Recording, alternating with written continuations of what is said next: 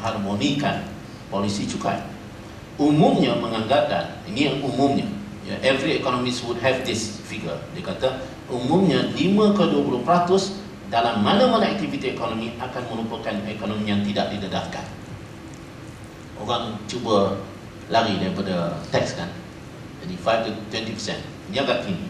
GST boleh mencetus. Kalau kita kena GST, akan lebih banyak lagi orang cuba, yang dipanggil buat underground economy. Sebuah sistem cukai adalah cekap bila ia tidak mengganggu sebarang keputusan dan perilaku ekonomi. Sebuah sistem cukai perlu diwujudkan dan dapat membendung aktiviti ekonomi tersembunyi. Sebahagian kelompok bisnes akan melakukan kegiatan ekonomi seperti ini kerana GST membebankan dan sangat kompleks untuk diurus. Jika GST boleh mengakibatkan hal ini, maka kerajaan akan hilang perolehan lebih tinggi daripada apa yang dikata dia nak dapat. Pengalaman negara kaya seperti Kanada, sekalipun mendapati kos pengurusan didapati meningkat bila GST dilaksanakan. Pada tahun 1991-92, ia terpaksa mengeluarkan belanja $486 Kanada juta dan memerlukan kaki tangan seramai 4,400 orang untuk menguruskan GST.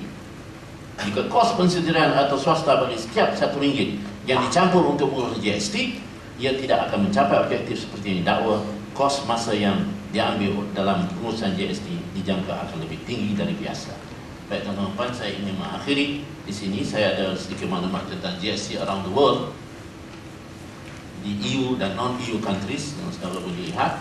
Tapi penutupnya begini, ya, saya ingin menyebutkan apa yang kalau saya nak cadangkan apa dia, rumusan saya. Bagi saya, pendapat saya daripada NGO, pengurusan trust, dan juga saya berkecimpung dalam Persatuan Pengguna Pulau Pinang, kami berpendirian menolak GST.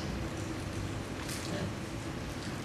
Dan kalau itu alternatifnya apa? Kita mengatakan oleh kerana sifat GST ini sangat regresif dan kita kata the poor pay more secara percentage ya. Secara percentage-nya golongan miskin akan terpaksa menanggung lebih berat. Maka kita dapati bahawa ianya tidak boleh kita terima sebagai reform yang kita nak perkenalkan. Alternatifnya apa? Kami ingin mencadangkan supaya tackle problem yang sangat besar, iaitu pembaziran dan penyalahgunaan kewangan negara sekarang.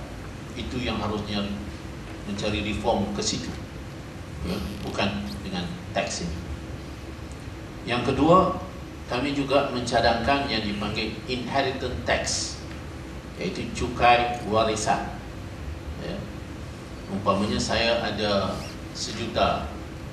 nilai RM1 harta saya, kemudian tu bila saya mati dipindah kepada anak-anak saya, dengan dia tidak berusaha, dia tidak usaha payah, dia terus dapat kekayaan itu, maka saya rasa wajar kekayaan itu yang dia dapat dengan sangat mudah tanpa usaha itu diteks. Now, inheritance tax, tak silap saya, mungkin saudara Aziz akan mungkin membutuhkan saya, ialah kita telah revoke itu pada tahun 1991. Dulu pun ada yang dipanggil cukai pusaka. Pasal logiknya ada kan? Dia tiba-tiba dapat kekayaan yang berlambak tanpa ada apa-apa usaha, dan kekayaan itu dilonggok pada dia. Padahal ia juga harus dimanfaatkan oleh awam. Jadi kita menggunakan sebagai alternatif, pertama fokus on wasteful and abuse of public funds, itu mesti di cap, isunya mesti ke situ. Yang kedua, kita telah menyarankan kepada kementerian untuk perkenalkan semula dipanggil inheritance tax. Jadi saya ingat itu saja yang dapat saya sampaikan untuk sesi ini. Terima kasih. Assalamualaikum warahmatullahi wabarakatuh.